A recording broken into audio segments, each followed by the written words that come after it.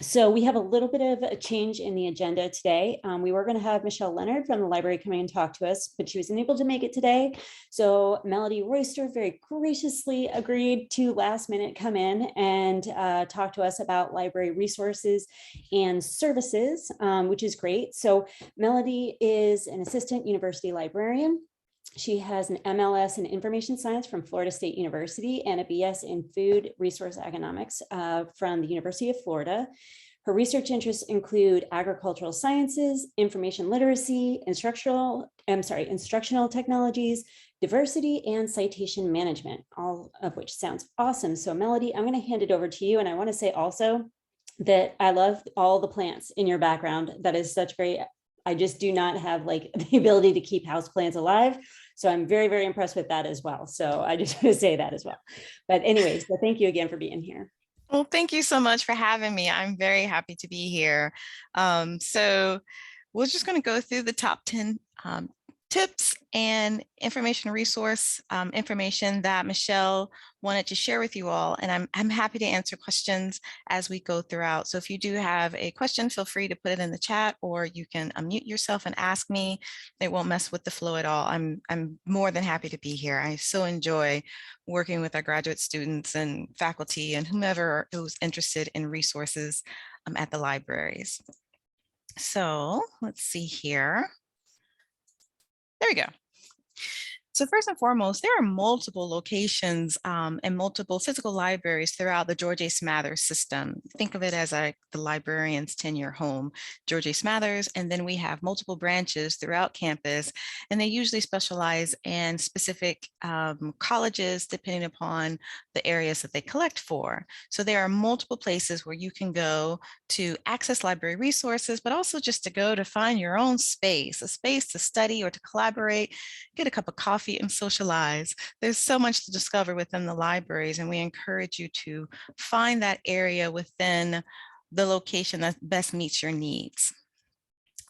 The other thing, tip number 2 to remember, is that our online resources are very similar to your Netflix account or your Amazon Prime account. You have purchased access to the collections. You haven't necessarily bought everything within those collections.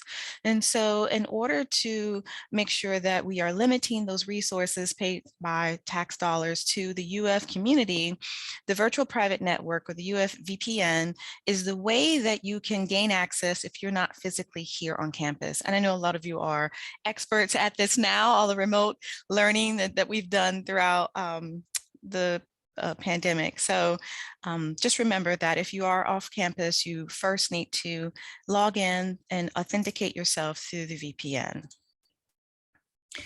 So regardless, if you go to Marston Science Library, I mean, I'm physically located in the Marston Science Library, so I'm totally biased.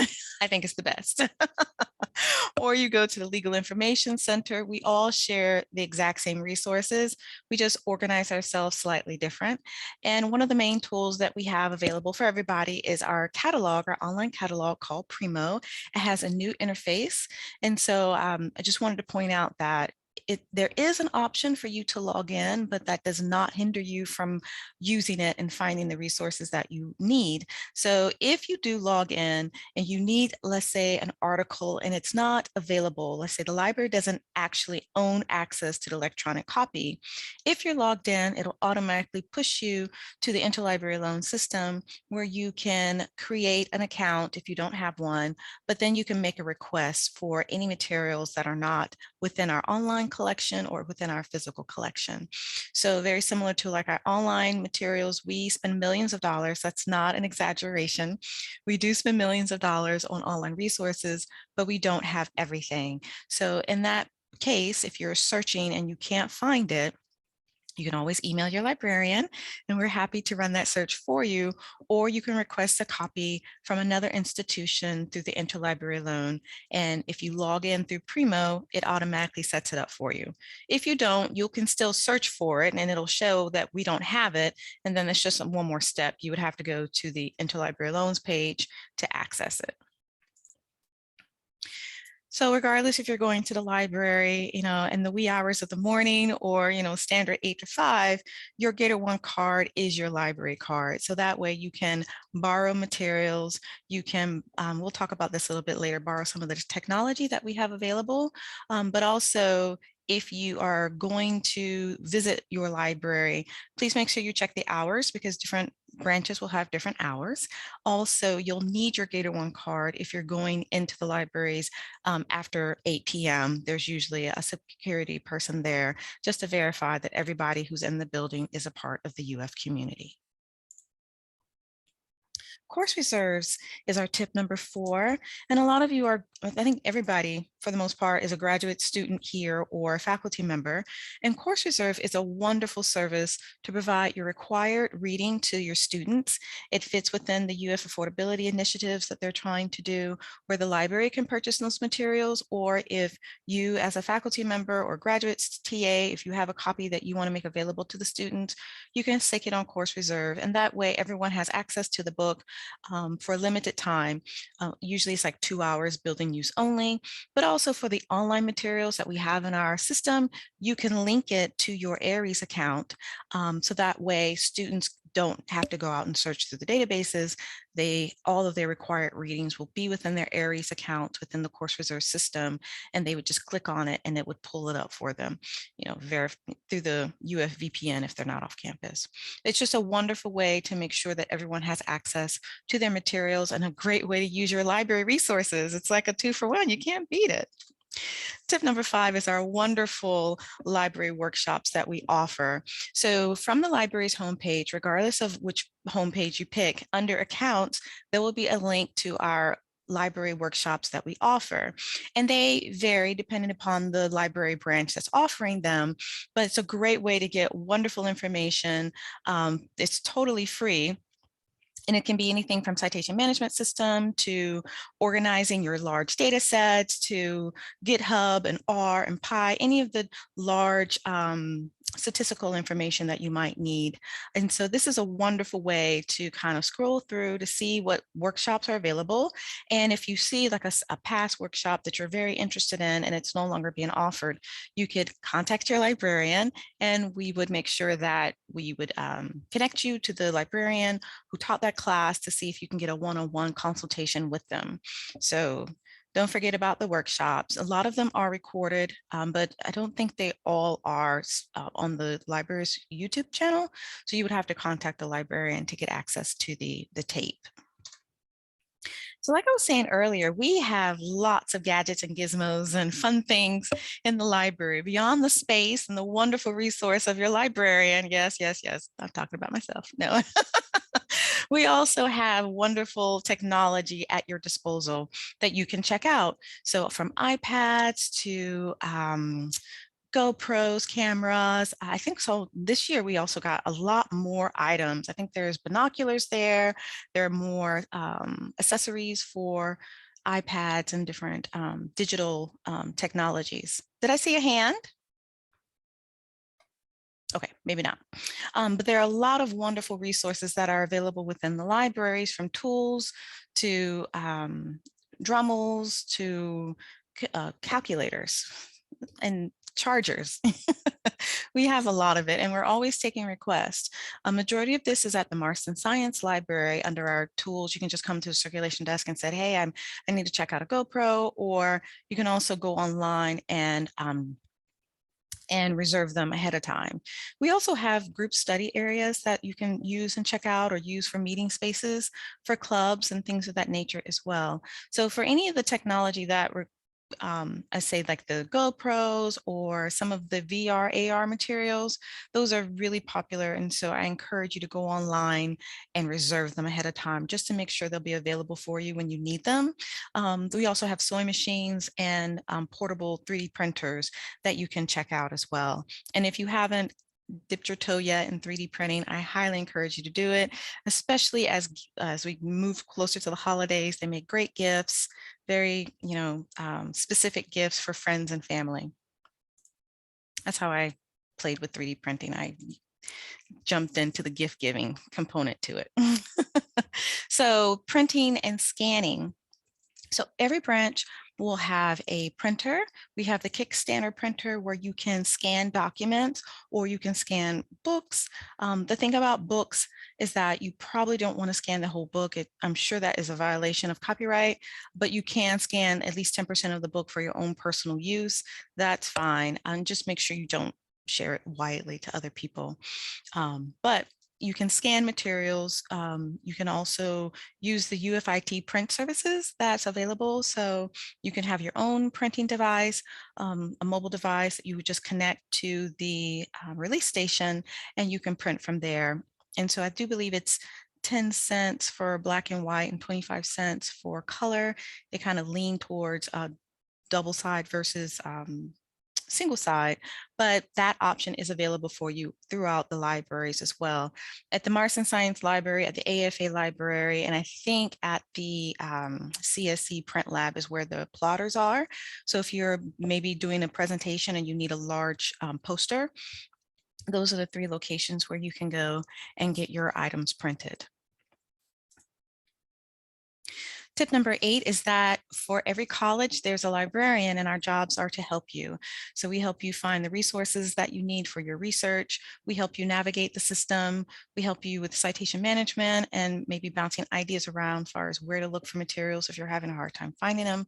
We can also buy materials. We do have a limited budget that's available. So get to know your librarian. It is our jobs to help you. We want to help you.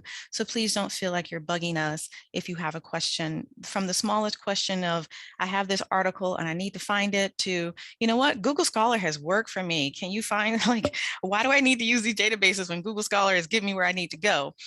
Well, it's not. So your librarian can help you find a better tool for the job that you're trying to accomplish. So definitely get to know your librarian. We are here to help you and we want to help you. I like to tell my students that you're preventing me from doing my job if you don't ask me your questions. So I'm here to help you, and my colleagues are also here to help you. So for every college, there's a librarian. Michelle Leonard is the librarian assigned to your college at this time, but she's wonderful. She's one of my favorite librarians. Whenever I'm stuck on something, I always go to her and she can always find it for me. So the last other thing I want to talk about for tip number 9 is that we have wonderful services that are available to you. And ARCS is a great service, especially when you're thinking about organizing large data sets, or you're thinking about a systematic review, how to put that team together, how to organize it. If you're doing something in publishing and you want more publishing options, ARCS is a wonderful consulting group within the library, and we will help you kind of navigate some of those more daunting heavy research questions. So we are here for you to help with that as well. And this is definitely an area of Michelle's expertise. She's great at this. Last but not least is that we want to help you. It's our job to help you. We're here to help you. And like I said, oops, I got ahead of myself. For every college, you have a librarian, and so you can go to that librarian, but if they're not available, you can chat with any of the librarians throughout our system with our Ask a Librarian service, where you can hop on, type a little question, and the librarians will help you. If it's an area that they don't know or uncomfortable with, they will refer you to another librarian in that specialty. And you can text, call, chat, or email, and we all take a service desk shift on the Ask a Librarian. And then that's it. Questions, comments, concerns, I'm happy to answer them for you. Thank you so much for allowing me to be here and to chat with you. And I did really good on time. So we have lots of questions. I mean, lots of time for questions, excuse me. Well, thank you so much for that, Melody. That was really interesting. I learned some stuff that I didn't know. I had no idea you could rent a GoPro from the library. I had no clue that was a thing. So I see that there's a question in the chat. How much do you use the 3D printer? Excellent. Thank you so much for your question. So for printing, it depends on what you're printing. So I think it's 33 cents a gram to print with your 3D printing. The thing about it is if you're going to print something small, like super tiny, they normally will duplicate that object, so you're getting more for your dollar. If it's tiny and it's small, it'll probably cost you a couple of dollars. If it's larger and it needs to have a lot of support, as in it needs to hold a lot of weight, it becomes more expensive. So I've seen, I think the projects that I did, you can use any camera and turn it into a 3D scanner. So I used the camera on my iPad, and I scanned my head. So there's a couple of different softwares that's out there that allows you to take multiple pictures at different angles, and it combines it into a 3D image. And from there, I created Christmas ornaments for my family. I always get a kick out of that because my stepmother, she looked at her gift and she's like, is this my gift? Is this all I get? But it was a great way for me to kind of learn 3D printing, and that I duplicated that. So I ended up having like 12, and that cost me $10. But I've also seen jobs that are coming from the Health Science Center that are pieces of skulls, and they want them to be thick because they're looking at particular areas, and that I've seen that go for like $200. So it just depends on the object and what you're going to use it for, if you can have it light or heavy. We also have a librarian and a team in charge of that. And so they'll walk you through if you have questions as far as your model. If it's a model that you've created or something that you've downloaded through like Thingiverse, that's a very popular online resource that people go to look for different objects, give them inspiration, or you can download it yourself. And so they'll look at the job and kind of give you hints of how you can tweak it if it needs to be tweaked, if it's something that you've created, or they'll just give you a price for how much it's going to cost and the materials that you want to print it in.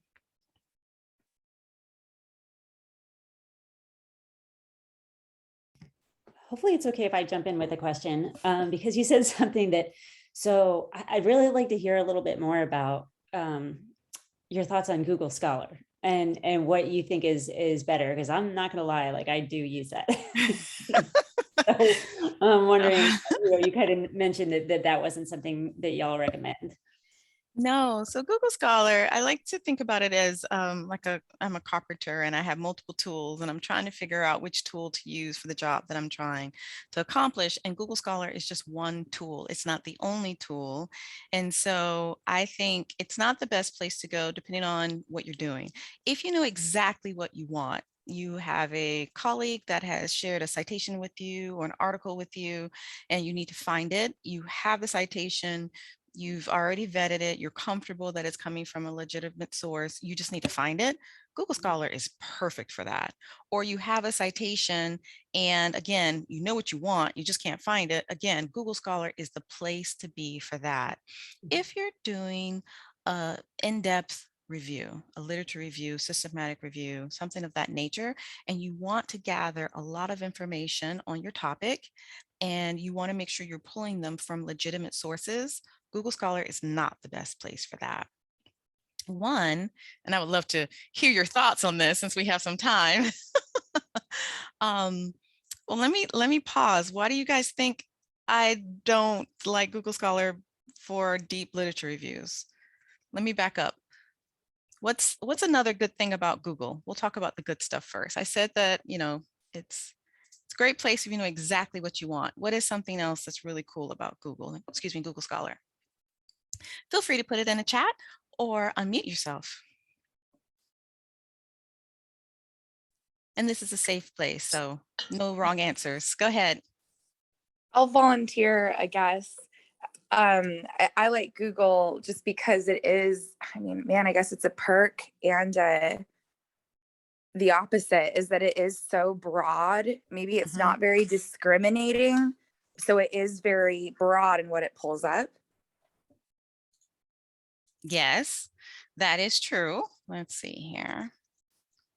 Let's share my screen. Can you guys see my Google's page? Okay. We won't go into how, Google itself is based on the algorithm where you are. It's going to make sure that it's pulling up the best resources based on the people who are trying to sell you things. So there I am trying to get the Scholar.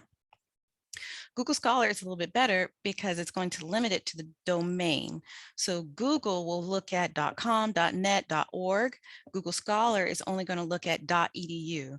So it's going to shift your search to the nearest educational institution closest to you. In this case, it'll be the University of Florida.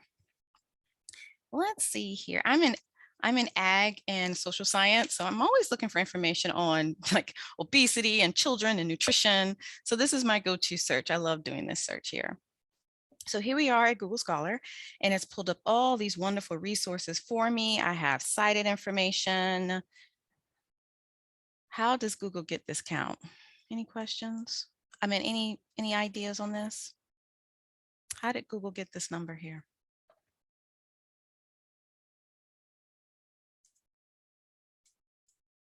Any ideas? How does normal databases get those information? So a traditional journal or publication, they're going to count far as the metrics, the bibliographic metrics of the journal. They can collect that information so they can actually count how many times that your article has been cited. And they will do that across their whole platform to get your number. Google Scholar doesn't tell you. It's proprietary information, so you have no idea how they got that number. Is it clicks? Is it downloads? Is it actual citations? They won't tell you. So it's kind of, I'm not saying the number's not correct. It's just, you don't know how they got it. They won't tell you. So that's one other thing I do not like about Google Scholar. This information here, it's not really backed up any other place. Another thing I don't like about Google Scholar is that it can pull in predatory journals. Has anyone heard about that? Know what I mean when I talk about predatory journals? So these are journals that are out there trying to scam you for your hard work, all the energy that you've put into your research and trying to get it published. They're just out to get your money. And so a lot of them will accept your publication, and then you realize that they're not a legitimate journal, and you try to get it back, and then you have to pay to get it back or to extract your article from their publications. It's horrible. I can't believe people are out there doing it, but it's out. People are out there doing that. Google Scholar is only going to give the citations that you ask for based on your keywords. And so there isn't a filter to make sure that the journals that it's looking at is coming from a legitimate source. As you are more familiar with the journals that your peers are publishing and where you want to publish, your eye will catch them quickly. But as you are learning, I wouldn't trust Google Scholar for that. That's one of the other things I don't like about Google Scholar. It also doesn't give you the flexibility that a database will give you. So when you go into the databases and you have your search strategy and you're pulling up articles, you have a lot of flexibility to limit to key things. So not everything that's in a scholarly journal is a peer-reviewed journal article. Well, with the databases, you can cut those things out. Like, I don't want conference proceedings. I don't want editorials. Maybe I don't want case studies. Maybe I only want original research. With the databases, you have that flexibility. You can limit your search to exactly what you want. And you don't necessarily have that flexibility in Google Scholar. Do I use Google Scholar? Yeah, when I know exactly what I need. That's when I run it through Google Scholar. Or if I'm trying to track down some really obscure citation that everyone's having a hard time finding, Google Scholar can be useful for that as well. But if I'm doing a lit review or systematic review or in-depth review on anything, I go to the databases because I have more control and I know that it's been vetted. It's for an academic community. It's been reviewed by a person that is familiar with those metrics and how those things are organized. So it's the right tool for the right job.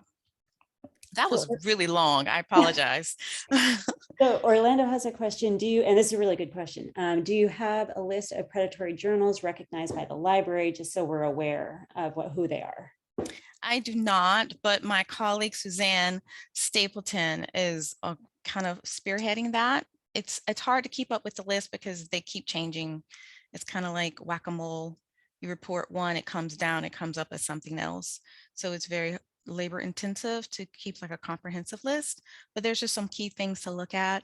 far as people, the editorial board is off. There's people who have like, they don't have the expertise to be an editor for that, as in they're not researchers in that field. It would look really weird if I was an editor on an engineering publication, you know. And a lot of times they just scan the web and they just take people's photos and images and things of that nature and add them to their website when those people have nothing to do with the journal. And so there's just like some hints, and like the editorial board is off, or their format is exactly like another publication. Like they'll go in and they'll just copy another journal's format and layout and just duplicate it.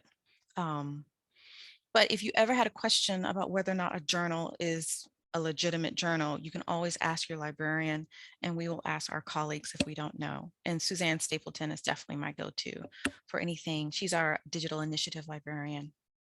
And she also works with our scholarly communication librarian very closely. So I would refer you to Michelle. Michelle Leonard could also help you with that. Any other questions?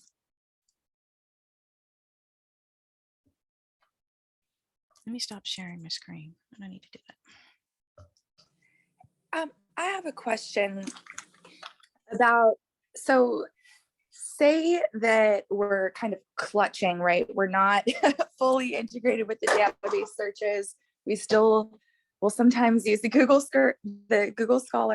Are there any like flags that we can look for? Like I know about predatory journals and to look out for them, but not necessarily how to cite one quickly, or especially and for not for publishing so much, but for my own lit review articles to ignore.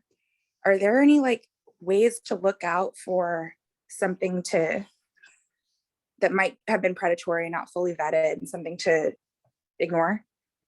I would say, let's flip that concept and let's use the databases that are useful for your research.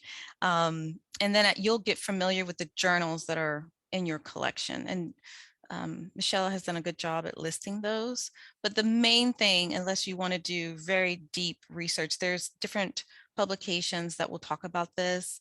Let me see if I can find that for you. But while I do that, let me find this LibGuy. So this is a LibGuide that Michelle has created. A LibGuy is just basically an online resource that, can you guys see the webpage here? So Michelle has listed all the ones that are good for you, far as the different ones, depending on what you're doing and how to access them. So I would say get comfortable with these databases first. So you don't necessarily have to worry about that. And if you came up with an article, most likely if you come to a journals platform, you'll try to click on it, it won't be there because the journals, they're not legitimate journals. They're just a front to get your money. So you'll click on it, you'll try to access an article, it'll say it's not available, and then you just kind of go through this rabbit hole, you won't be able to find it. But for these databases here, if we don't have it, then it'll say, oh, we just don't have it. Do you want to buy it? And that's a red flag to be like, oh, my librarian says don't buy anything because I can get it through the interlibrary loan system. So you can request it then through the interlibrary loan system, and they will send you the PDF within 24 hours if it's available within the state of Florida, 3 to 5 days if we have to go beyond the state of Florida. Now let me see if I can find that wonderful web page that Suzanne did on predatory journals. Let's see here. Science librarians, here are all my partners in crime. Suzanne Stapleton. Let's see if she has it up here on her listings.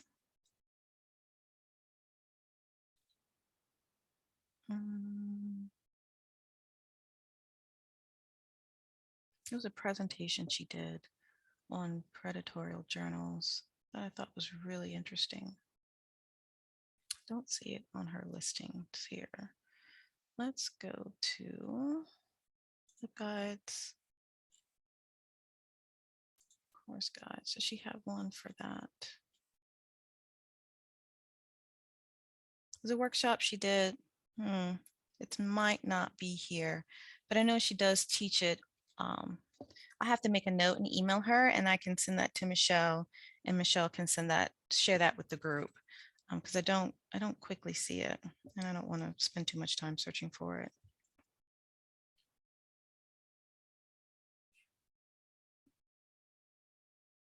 But if you ever came across a journal and you were kind of not quite sure, just email your librarian and say, is this legit?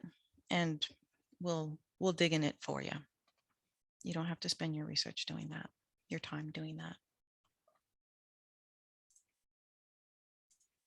Okay. So we have one more question. How can someone suggest a local regional journal that's not a predatory journal, but it's not listed in the journals from the library at UF? As in, you would like the libraries to add this to our collection? Orlando, is that correct? So a journal that you would want to add to the library? Sorry again. So just to clarify your question, so you want to suggest a local journal to add to the library's collection? Yeah, I mean, sometimes local association in regional perspective has little journals that doesn't like work for the money, but for the development of science in a local context. And I will try to find one of those, and it's not listed in the UF library journals. So can I suggest the inclusion of that different journals? You can always submit a request to have items added to our catalog. And for the most part, we're really good about adding them, especially if they fit within the, what is it, directory of open access journals. We can add those, and we have to reach out to the journal themselves, so the publishers or the editors, just to make sure that they're comfortable with being added to our index. And yes, we can definitely add this. Well, it has to be vetted first, and then they can add it. But we add things all the time. Or if you need if you want us to purchase something, we try our best to make sure we have the best and the latest as far as within each department. But there's certain things that are outside of our funds or our budget. And so for those items, they go into a wish list. And once funds are available, we can try to add them to our collection. But in the meantime, that's where interlibrary loan comes in. If we can't afford it at this time, we will try to add it. Some of the obstacles with small associations is that we're such a large institution. We definitely want to talk to them to make sure they're comfortable with the number of people that we have, because we're beyond the University of Florida as far as our location here in Gainesville. We also have to make sure that we make our things available to all of our IFAS people, all the rec centers, and everybody who's everywhere. And so that's a lot of folks. So there's a lot of negotiation that goes in, that's involved with the price that we can pay. But yes, you can always suggest a purchase item. Thank you. This is great. You guys are great. Okay, see. Oh, I'm just making a note to look into this.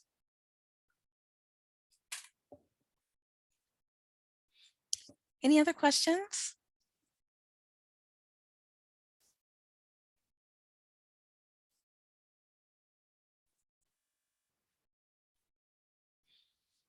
Maybe I shouldn't have cut out those last 2 slides that Michelle put in there. I didn't think they were necessary, so I cut them out.